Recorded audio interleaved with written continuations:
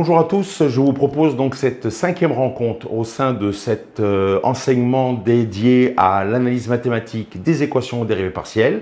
Après avoir motivé autant que faire se peut ce champ des mathématiques qui va permettre d'arbitrer en quelque sorte de l'existence ou pas et de l'unicité ou pas des solutions d'un problème d'équation aux dérivées partielles, eh bien nous avons commencer tranquillement le véritable premier chapitre lors de notre dernière rencontre concernant les espaces de Banach et les espaces de Hilbert.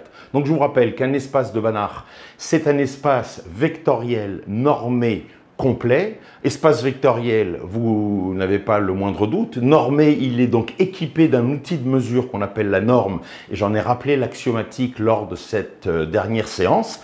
Et enfin, on a qualifié de complet un espace vectoriel dès lors que pour une norme donnée, eh bien, toute suite de Cauchy converge dans l'espace en question, c'est-à-dire qu'il tout de suite admet une limite qui est à l'intérieur de l'espace en question, dont on qualifie qu'il est complet, et c'est ce que l'on appelle un espace de Banach. Alors tout de suite, plutôt que de rester dans cette abstraction, eh bien des exemples et surtout des contre-exemples. Alors, donc on était dans cette partie-là, 1-2, c'est ça. Donc 1-2, je vais l'intituler exemple, au sein duquel il y aura aussi un contre-exemple, exemple de Banach, exemple d'espace de Banach. Alors, le premier exemple le plus connu, et vous l'avez déjà rencontré, c'est l'ensemble des nombres réels. Grand R est complet par construction. Grand R, l'ensemble des nombres réels, c'est le complet T de l'ensemble des nombres rationnels. Alors, il faut préciser la norme. Même si on est en dimension finie, pour l'ensemble des nombres réels, il y a une manière de mesurer la taille d'un nombre réel assez standard que vous connaissez, c'est la valeur absolue qui est la norme la plus élémentaire que l'on soit en mesure de définir et qui va d'ailleurs s'étendre à d'autres notions de normes plus abstraites. C'était un peu le propos de la définition des normes dans un espace vectoriel de la séance précédente. Alors, grand R donc, est complet par construction, je rappelle l'exemple bien connu. Si vous prenez la suite UN qui vaut 1 sur factoriel 0 plus 1 sur factoriel 1 plus etc. plus 1 sur factoriel n, eh bien UN est une suite de Cauchy. Donc ça, c'est un exercice de première année de fac dans Q, l'ensemble des nombres rationnels, parce que ce sont, vous voyez, des sommes de nombres rationnels, donc on obtient un nombre rationnel. Donc UN est un élément rationnel, et donc on peut démontrer, c'est ce qu'on voit en première en L1, donc que cette suite UN est une suite de Cauchy. Et aussi, on sait donc démontrer, vous l'avez vu, que la limite de UN, quand n tend vers plus l'infini, eh bien c'est le nombre E qui n'appartient pas à Q, qui est un nombre irrationnel, donc qui n'appartient pas à Q. Autrement dit, Q n'est pas complet. Et en fait, des suites comme celle-ci, il en existe un nombre infini de nombres rationnels de Cauchy, mais qui vont converger, comme vous le voyez ici, vers ce qui ne va être le bord, en quelque sorte, on dira, dans un certain sens, de cet ensemble de nombres rationnels, c'est-à-dire les suites de nombres rationnels et leurs limites, le bord, entre guillemets, c'est comme ça qu'on dit, eh bien, c'est l'ensemble des nombres réels par construction, donc le complété de l'ensemble des nombres rationnels, comme je vous l'ai rappelé à l'instant. On peut aussi dire la chose suivante, on peut aussi dire une remarque pour établir cette propriété de manière directe, indépendamment de ce que vous aviez vu en première année de fac, à savoir que si on considère une suite quelconque maintenant, soit UN, une suite de Cauchy appartenant, donc une suite de nombres réels appartenant à grand R. Eh bien, ce qu'il convient de démontrer, c'est que cette suite de Cauchy converge obligatoirement dans grand R. Eh bien, ce que l'on a de facto, si on a une suite de Cauchy dans grand R, eh bien, on l'a rappelé la semaine précédente de nos investigations, UN comme suite de Cauchy est obligatoirement bornée. Bornée, et je vais rajouter dans grand R, hein, évidemment, elle est bornée dans grand R. Et donc, si elle est bornée, eh bien, on en déduit, d'après un résultat que vous connaissez parfaitement de L1, d'après le théorème de Bolzano-Weierstrass, le théorème de Bolzano-Weierstrass, qu'est-ce qu'on en déduit? Eh bien, qu'il existe une suite UNP ou U de phi n, vous la notez si souvent comme ça, on va la noter comme ça. Tiens, U de phi n, n appartenant à grand N, il existe une sous-suite qui converge dans grand R, dans l'ensemble des nombres réels. Eh bien donc, on part d'une suite de Cauchy, elle est bornée, ça c'est la propriété de n'importe quelle suite de Cauchy, voire cours de la dernière fois, et d'après le théorème de Bolzano-Weierstrass, une suite bornée dans R admet une sous-suite qui converge. Dernière étape qui fait un mixte de ces propriétés, d'une part dans R et d'autre part des suites de Cauchy. Eh bien, une suite de Cauchy qui admet une sous-suite convergente est elle-même convergente. Or, une suite, je vais l'écrire, hein, une suite de Cauchy qui admet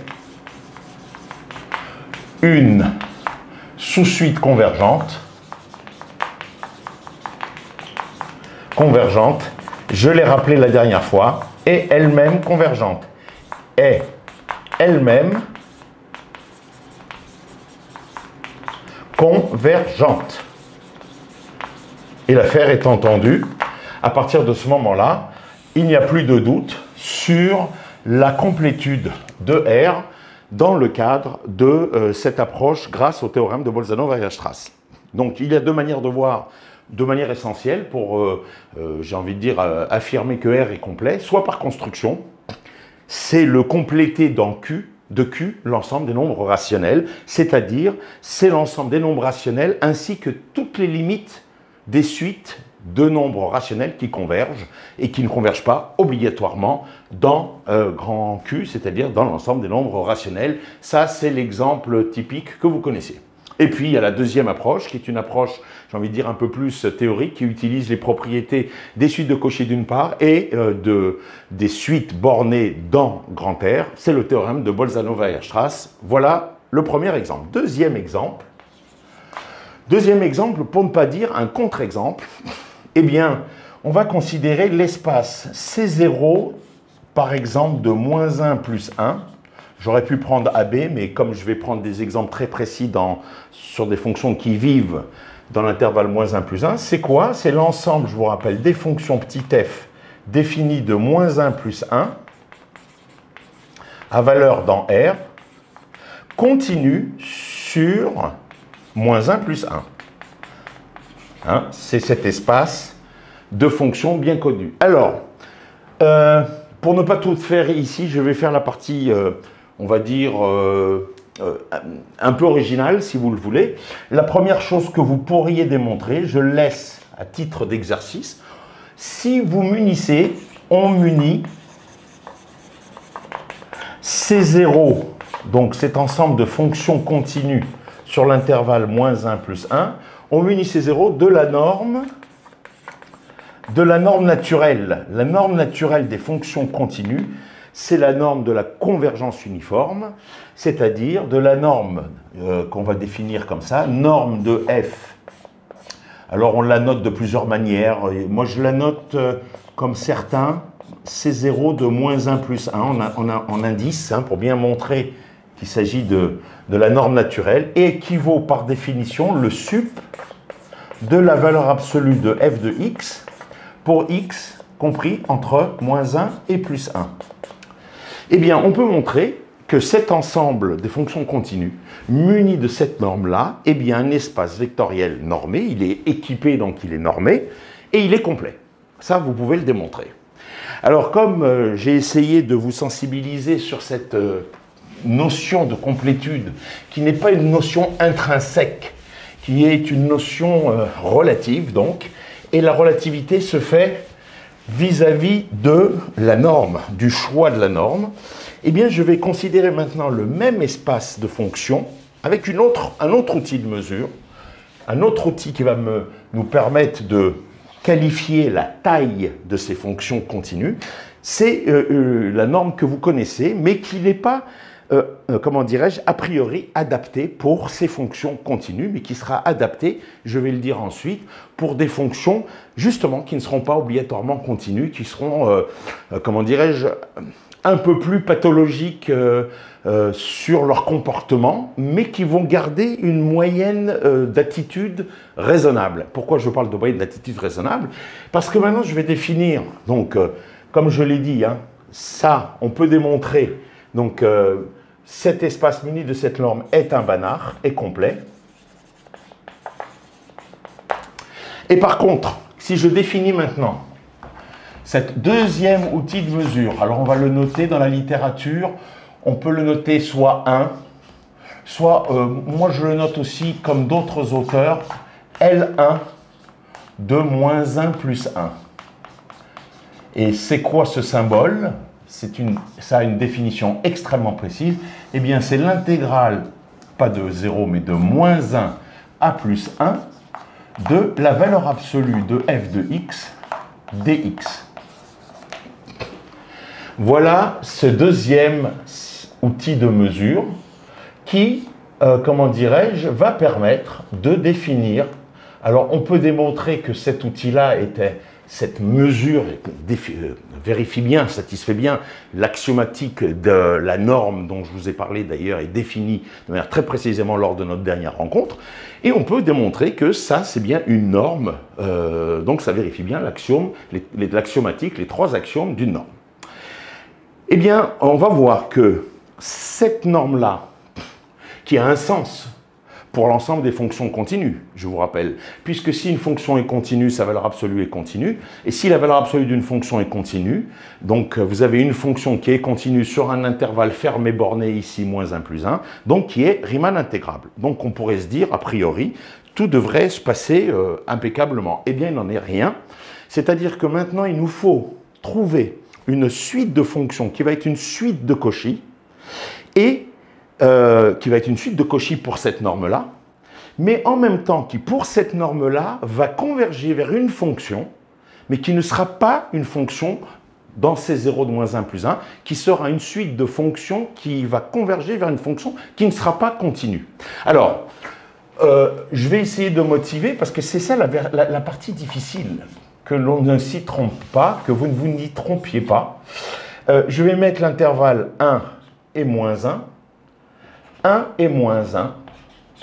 Et donc, je veux construire une suite de fonctions continues qui sera une suite de Cauchy. Ça, c'est difficile à imaginer qu'au fur et à mesure qu'on va définir la fonction, qu'on ait ici la capacité de voir que pour la norme en question, ça soit bien une suite de Cauchy, mais on va être fort on va le démontrer véritablement. Par contre, ce que l'on peut déjà dire, c'est que l'on souhaite que la limite que l'on va mettre en évidence soit une fonction discontinue. Alors, une fonction discontinue sur moins 1 plus 1, on peut faire plein de choses, j'entends bien, mais une fonction simple discontinue, c'est la fonction qui vaut tout simplement 1 entre moins 1 et 1, entre moins 1 et 0, et qui vaut 0 entre 0 et 1. Ça, c'est bien une fonction discontinue sur moins 1 plus 1. Et je voudrais maintenant construire une suite de fonctions qui tendent d'une certaine manière vers cette fonction-là. Alors la difficulté, c'est pas qu'elle tend point par point, c'est qu'elle tend au sens de cette norme. Alors, on ne peut pas facilement réfléchir je ne pense pas, pour construire cette suite de fonctions qui, vis-à-vis de cette norme, c'est-à-dire la moyenne grosso modo de la fonction, au sens de cette norme, qu'on ait la capacité de construire facilement une suite de fonctions qui va tendre vers cette fonction limite, elle-même discontinue. Par contre, une suite de fonctions qui, point par point, tendent vers cette fonction-là, ça, c'est assez simple. Il suffit de prendre une fonction qui soit égale à 1 sur moins 1, 0, et qui, on va dire, arriver jusqu'à un point ici qu'on va définir, soit linéaire, et puis ensuite 0. Alors, ça va être la suite de fonctions fn de x. Alors, jusqu'où je vais aller? Je vais aller, donc là j'ai construit quelque chose de continu le plus simple possible. C'est pour ça que comme c'est le plus simple possible, eh bien c'est des fonctions affines par morceau les plus simples, ou constantes par morceau. Mais si je reste constant par morceau, je n'arriverai pas à avoir une fonction continue entre 1 et 0, le palier à gauche pour les x négatifs et le palier rouge pour les x positifs. Donc je suis obligé de connecter ces paliers 0 et 1 par quelque chose le plus simple. Et encore une fois, le plus simple, c'est affine. Très bien. Donc là, vous êtes complètement avec moi dans la motivation de cette construction. Et maintenant, lorsque j'ai relié, connecté ici, il faut que cette connexion, au fur et à mesure que n augmente, je me rapproche donc de la fonction limite en rouge. Eh bien, donc, il faut que je mette ici un point qui se ramène, qui tende vers 0 quand n augmente. Entre 0 et 1, eh bien, c'est le point 1 sur n simplement qui permet cette phénoménologie, c'est-à-dire cette capacité à tendre vers 0 quand n tend vers l'infini. Autrement dit, je suis en train de dire que j'ai construit la fonction fn de x, la suite de fonctions fn de x, qui vaut, eh bien, on a dit 1 si x est compris entre, alors on va mettre 0 large, oui, puisque, non, mais là ça va être continu, mais enfin bon, je vais mettre alors 0, on va mettre large, et moins 1 compris, et puis il va y avoir cette partie affine, et puis il va y avoir ensuite 0, quand x sera compris entre 1 sur n et 1. Je pense que vous êtes avec moi.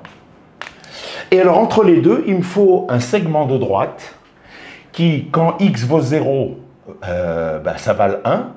Donc, en fait, c'est de la forme 1 avec une pente négative, 1 moins alpha x. Et je veux que quand x vaut 1 sur n, j'arrive en 0. Donc, c'est 1 moins n x. Parce que quand x vaut 1 sur n, j'ai bien 1 moins 1, 0, j'arrive bien ici. Et ça, c'est pour x compris entre 0 et 1 sur n. Alors, chose assez simple, d'un point de vue phénoménologique, c'est-à-dire d'un point de vue comportemental, qualitatif, sans rien démontrer.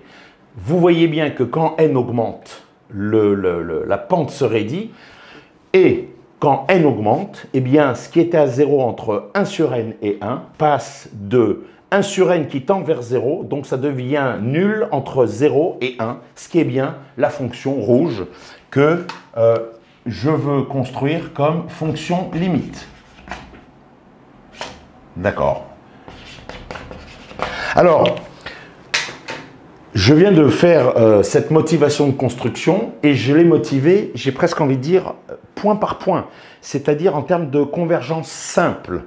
Mais je voudrais maintenant vérifier que cette suite de fonctions, qui est bien, premièrement, on a fn qui est bien une fonction continue sur moins 1 plus 1. Question, est-ce que limite quand n tend vers plus l'infini, de la norme de fn moins f, cette norme 1, si vous voulez alléger les notations, est-ce que c'est égal à 0? Ça, c'est la première chose à voir. Et si c'est le cas, de vérifier que c'est bien une suite de Cauchy pour la norme. Donc on aura une suite de Cauchy pour la même norme, qui convergera pour cette même norme-là vers ce qu'on va voir maintenant, vers une fonction qui est discontinue, donc ce ne sera pas un espace vectoriel normé complet, puisqu'on aura trouvé une suite de Cauchy qui converge à l'extérieur de cet espace de fonction continue. Manifestement, cette fonction petit f n'est pas une fonction continue. Alors, eh bien, il faut évaluer. Donc, évaluons la norme de Fn moins f indice 1. C'est-à-dire, par définition, c'est la somme de moins 1 à plus 1 de Fn de x moins f de x dx. Mais en fait, Fn de moins 1 à 0 vaut 1. Et f, celle qu'on a construite comme candidate avec la limite, vaut également 1 entre moins 1 et 0. Autrement dit, de moins 1 à 0, eh bien, il y a annulation, j'ai envie de dire, de Fn avec f. Ça revient à écrire qu'on a en fait une intégrale de 0 à 1 de Fn de x moins f de x dx en valeur absolue, juste par le fait que ces deux fonctions sont identiques, en quelque sorte, de moins 1 à 0. Alors, qu'est-ce qui se passe-t-il maintenant? Que se passe-t-il entre 0 et 1? Eh bien, vous regardez, de 0 à 1, la fonction f vaut 0 partout. Et la fonction fn vaut également 0 pour x supérieur à 1 sur n. Autrement dit, les deux fonctions, non seulement elles sont nulles, mais elles valent la même quantité et elles sont nulles. Donc si entre moins 1 et 0, la différence s'annulait parce que c'était 1 moins 1, 0, alors là, la différence s'annule parce que c'est 0 moins 0, ça fait encore 0. Je pense que vous me suivez.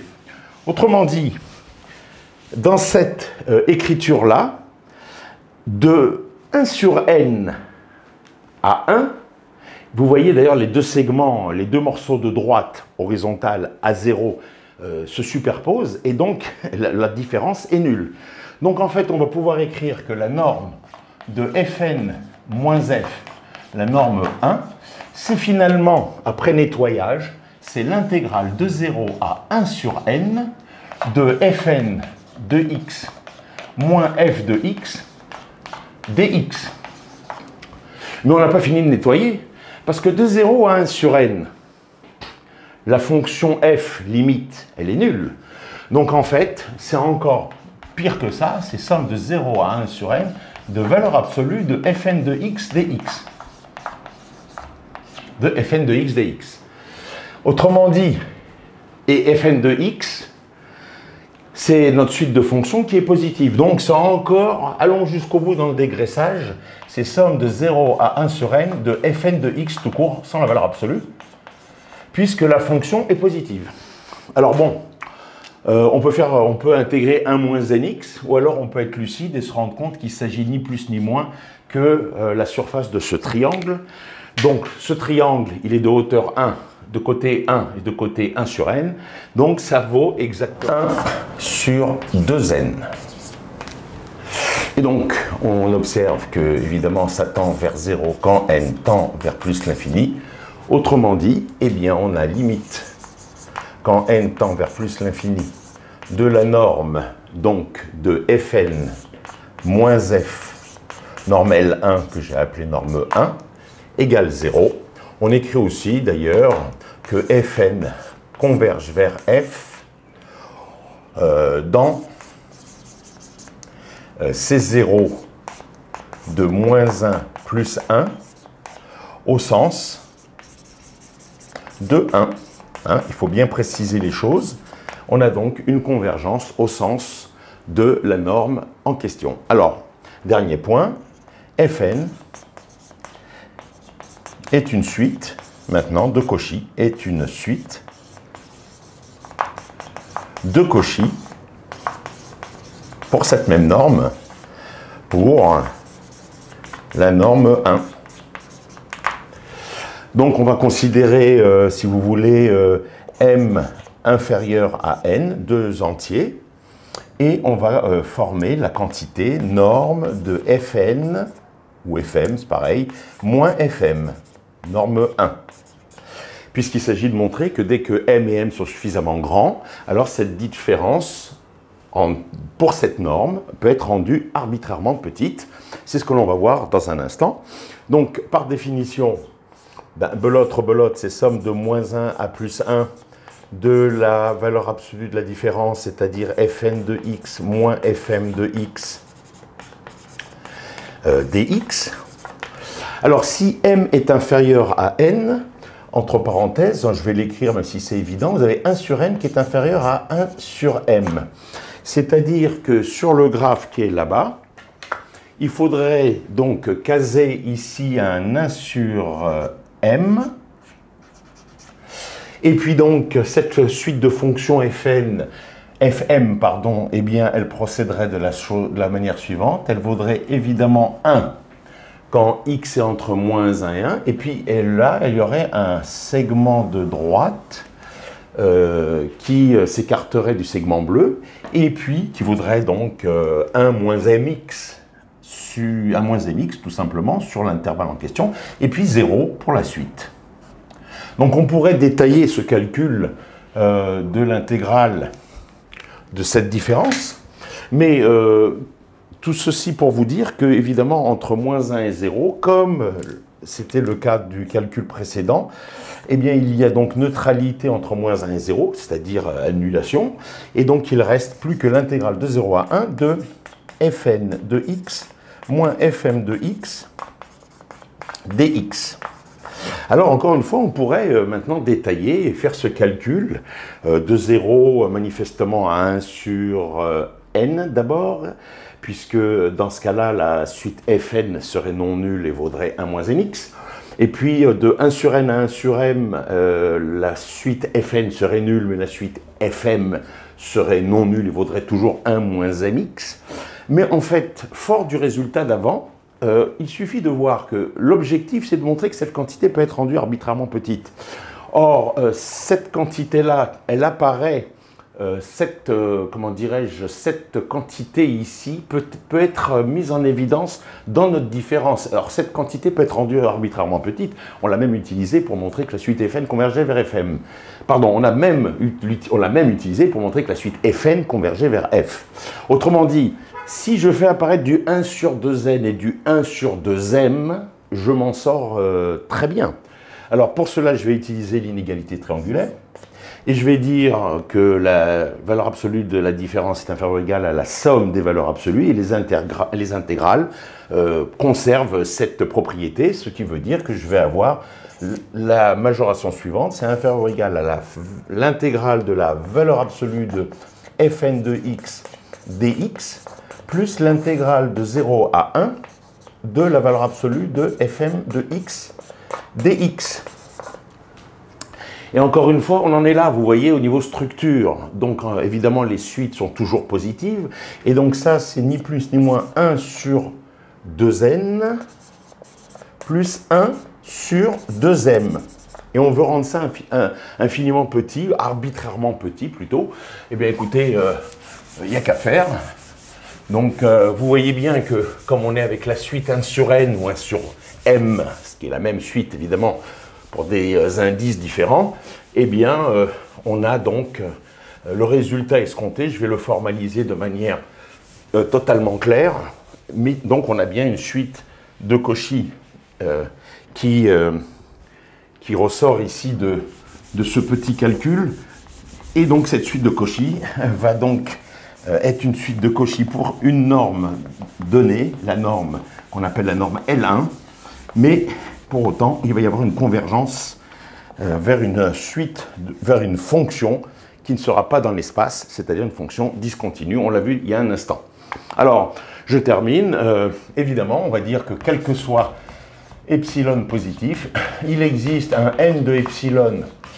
Qu'est-ce que je veux vous dire? Le n de epsilon, il va valoir 1 sur epsilon, hein. 1 sur epsilon, d'ailleurs. Comment je l'ai trouvé? Ben, vous l'avez trouvé comme moi, hein, tel que quand n est supérieur à m, supérieur ou égal à ce grand n de epsilon, eh bien, 1 sur...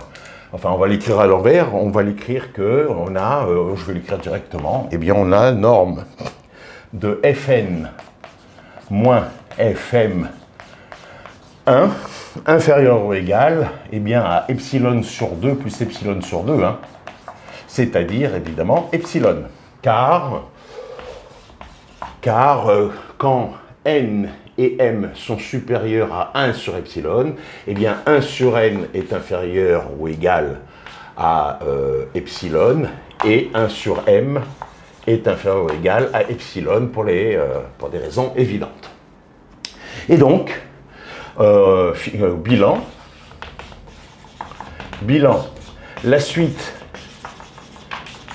Fn que l'on a construite, eh bien une suite de Cauchy, et donc est de Cauchy pour, hein, on va préciser tout ce qu'il faudrait que vous soyez à même, de manière autonome à préciser, pour la norme 1. Cependant, pour la même norme, elles convergent, comme on l'a vu dans une première partie, vers une fonction petit f, n'appartenant pas à C0 de moins 1 plus 1. C'est l'escalier, hein, c'est moins 1 sur moins 1, 0 et 0 sur 0, 1. Autrement dit, eh bien on va noter comme ça, C0 de moins 1 plus 1, on écrit virgule muni de la norme 1, n'est pas complet ou un espace de Banach. Un espace de Banach. Voilà. Donc en fait, ça c'est pour ce contre-exemple qui montre bien la subjectivité ou le caractère non intrinsèque, si vous voulez, ou subjectivité, je peux l'appeler comme ça, de la caractérisation d'un espace vectoriel comme un espace de Banach ou pas. Ceci dépend bien des propriétés de la norme ou du comportement, j'ai presque envie de dire, des éléments de l'espace lorsqu'ils sont mesurés par une norme ou par une autre. Et donc, il faut que vous soyez extrêmement vigilant à cette affaire-là lorsque vous aurez à considérer donc, des espaces vectoriels munis de normes ou d'autres pour pouvoir disposer de ce caractère de complétude, donc d'espace de Banach. Alors, une petite généralisation. Généralisation, si vous voulez, qu'il faut mentionner au passage maintenant et qui est bâtie sur cette expérience-là. Alors, on définit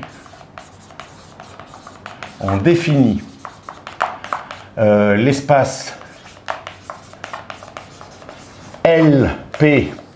Alors là, puisqu'on était sur moins 1, 1, je vais dire LP de AB, si vous voulez, par, eh bien, LP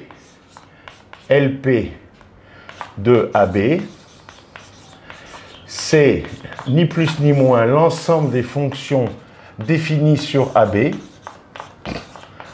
à valeur dans R, telle que la puissance P soit dans L1 de AB. C'est-à-dire que la puissance P de la fonction considérée dans cet espace soit absolument intégrable avec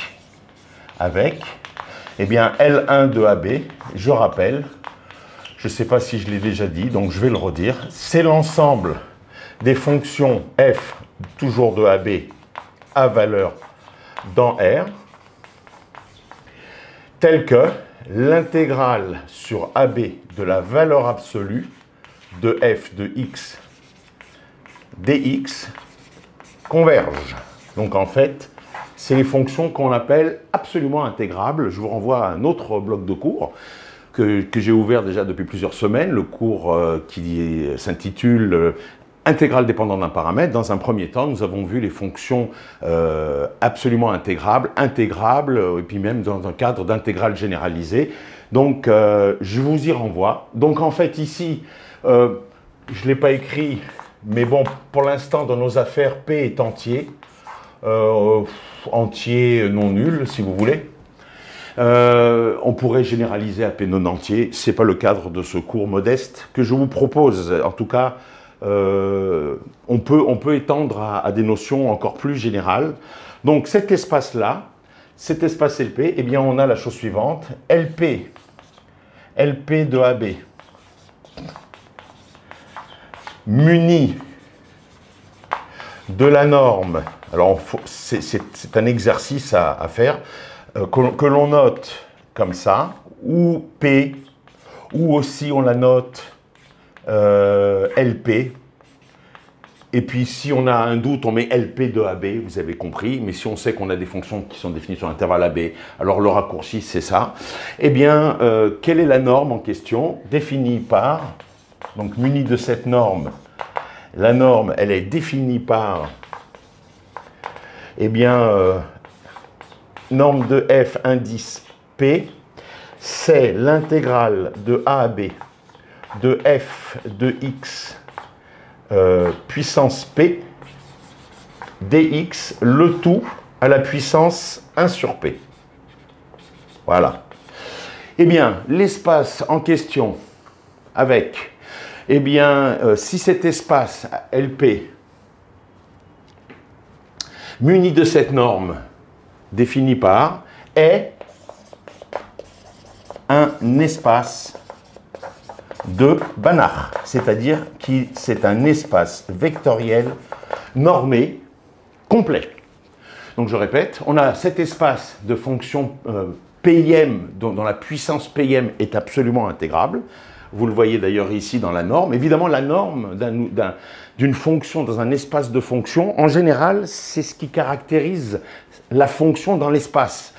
On a un outil de mesure dans ce cas-là qui est approprié et qui permet justement de valoriser les propriétés de la fonction, cette norme, en fonction de ses propriétés de fonction. Et donc, vous voyez un peu ce qui se passe, c'est que quand on a cet ensemble de fonctions de puissance PIM absolument intégrable, c'est ce qui est écrit ici, eh bien la norme qui va permettre de posséder les fameuses propriétés de complétude, c'est ni plus ni moins cet outil de mesure qui reprend les caractéristiques des fonctions de cet ensemble.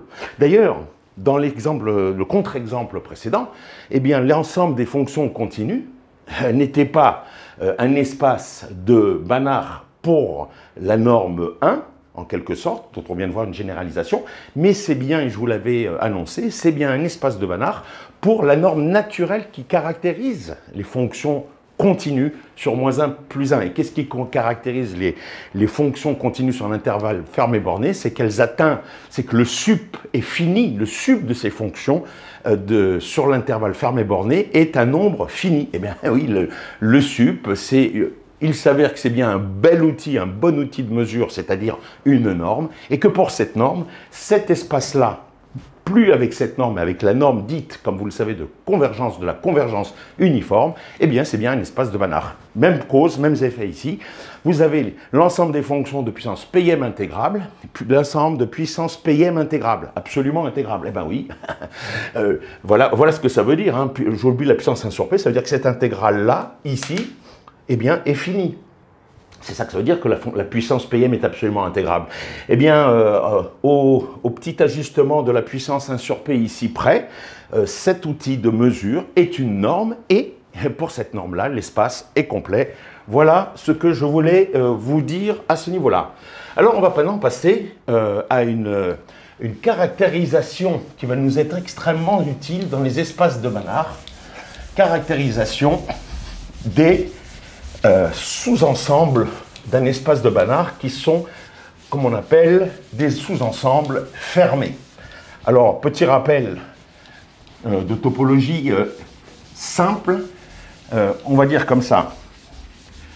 Alors, je ne sais pas où vous en êtes au niveau de vos connaissances en topologie, mais comme je vous l'ai déjà dit, ce qui m'intéresse, c'est qu'il y ait un maximum parmi vous d'individus qui soient, comment dirais-je, dans le groupe de ce cours et donc qui ne soient pas lâchés en cours de route. C'est le moins qu'on puisse dire.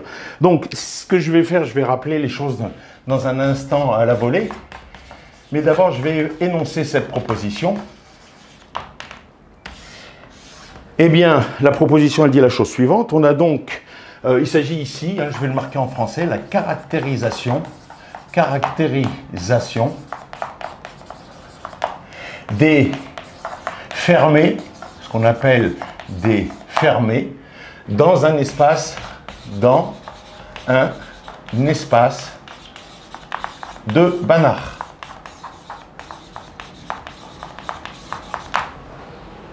Caractérisation d'un fermé ou défermé dans un espace de Banach. Donc soit grand E muni de la norme, d'une norme qu'on va noter comme je vous l'ai déjà montré de cette manière-là, un Banach, on dit d'ailleurs, je vous l'ai déjà dit, un Banach, plutôt que de dire un espace de Banach, des fois on dit un Banach. Ok? Et on considère dans cet espace grand E un sous-ensemble F inclus dans grand E. Donc, eh bien, on a la proposition suivante. F est fermé si et seulement si F contient les limites de ces suites de Cauchy. Donc, la preuve.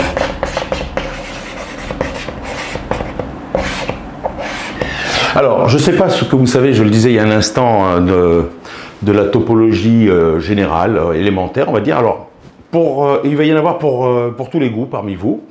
On va dire, du point de vue de la topologie générale, un ensemble est fermé si son adhérence est égale à lui-même. F bar, ce qu'on appelle l'adhérence, c'est-à-dire l'intérieur de l'ensemble plus la frontière, eh bien, c'est l'ensemble lui-même, c'est-à-dire qu'il va y avoir autant F est inclus dans F bar, autant c'est ça toute l'originalité d'un ensemble fermé, c'est que l'adhérence est inclue dans l'ensemble en quelque sorte, puisque F bar est inclus dans F, comme F est inclus dans F bar, alors quand un ensemble est fermé, F c'est F bar.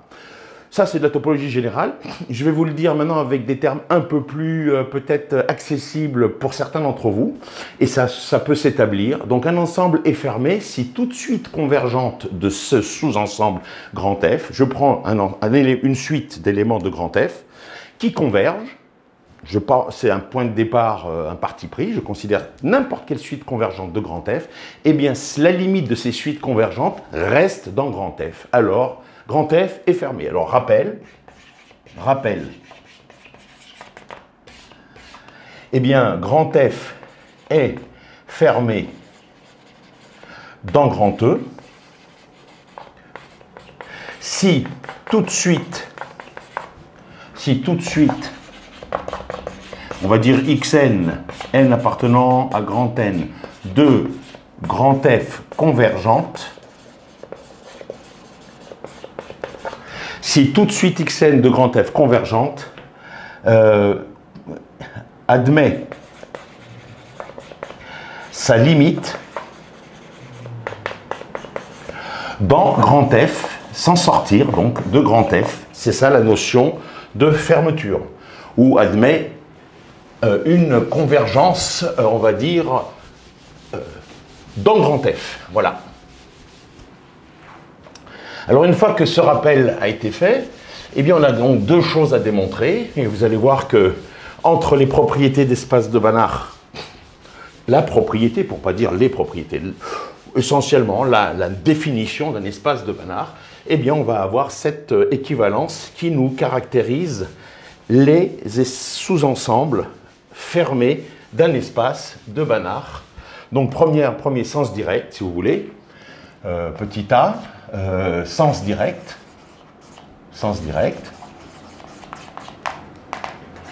Alors, c'est quoi le sens direct? On suppose que F est fermé. D'accord? Donc, on suppose que F est fermé. Et maintenant, tout le monde, parmi vous, tout le monde sait ce que cela veut dire. Ça veut dire que toute suite convergente d'éléments de grand F a sa limite dans grand F. Et qu'est-ce qu'il faut faire? Il faut voir maintenant si grand F, ce sous-ensemble de grand E, eh bien, contient les limites de ces suites de Cauchy cette fois-ci. Ok. Donc, il faut considérer soit, on va dire Xn, rien à voir avec la suite d'avant, n appartenant à grand M, une suite de Cauchy de grand F. Et la question, c'est de voir si cette suite de Cauchy a sa limite dans grand F. C'est bien ça. C'est une suite de Cauchy de grand F, point virgule, donc, de grand E. Puisque les éléments de grand F, de F sont des éléments de E. Oui, mais E est un espace de Banach. D'accord? Donc, or, grand E, muni de la norme grand E, comme ça, est un Banach. Est un Banach. Ça veut dire que toute suite de Cauchy converge. C'est la propriété des espaces de Banach, et pire que ça, converge dans grand E. Donc, ça implique qu'il existe un X appartenant à grand E, tel que cette suite de Cauchy de grand F, vue comme un élément de grand E, converge vers cet élément petit x appartenant pour l'instant à grand E. Eh bien, ça c'était le premier OR, et le deuxième OR. Or, on n'a pas utilisé que grand F est fermé,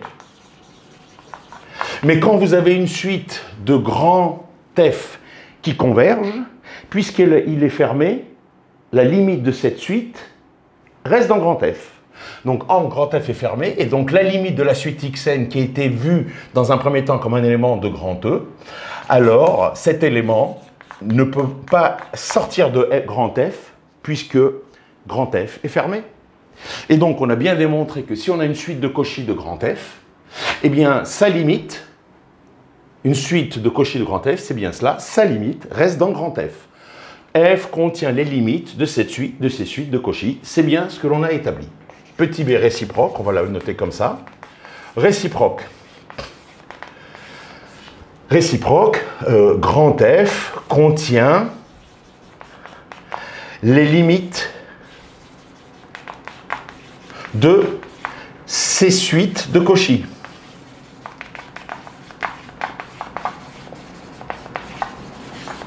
Grand F contient les limites de ces suites de Cauchy. Alors, il faut montrer que grand F est fermé maintenant. Qu'est-ce que ça veut dire? Ça veut dire que si on considère une suite xn de grand F qui converge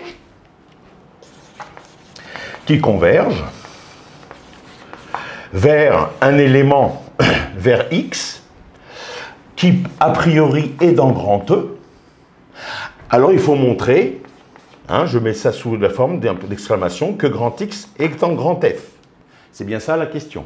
Donc on a une suite xn de grand F, je ne l'ai pas écrit, une suite xn de grand F, évidemment, on parle de cela, qui converge vers un élément, a priori dans l'espace tout entier, mais on veut montrer que cette suite élément de grand F, sous-ensemble de grand E, eh bien converge à l'intérieur de grand F, c'est ce qui caractérise précisément la fermeture de grand F, le fait que grand F est fermé.